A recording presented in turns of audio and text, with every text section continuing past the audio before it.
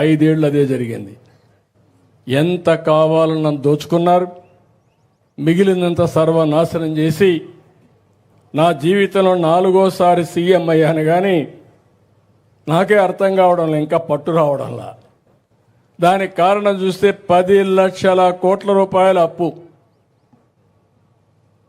నేను 10 లక్షల రూపాయల అప్పు, 10 లక్షల కోట్ల అప్పు ఉన్నాయంటే మీరేమంటారు? మీరు ఏమన్నా ఉండేయండి, నా పని మాత్రం మీరు చేయాల్సిందే. అది మీరు నా మీద పెట్టుకున్న నమ్మకం. ఎన్ని కష్టాలున్నా, ఎన్ని ఇబ్బందులున్నా ఈయన కోటేస్తే మనం సురక్షితం, రేపు అన్నీ అయిపోతాయని నా మీద నమ్మకం పెట్టుకున్నారు మీరందరూ. అది ఒక ఈ సంబేపల్లె కాదు, రాయిచోటే కాదు, ఆంధ్రప్రదేశ్ రాష్ట్రం అంతా పెట్టుకున్నారు. దానికి కారణం గతంలో చేశాను, మళ్ళీ చేస్తాడు కాబట్టి మనం ఓటేద్దామని వేశారు. అందుకే గెలవని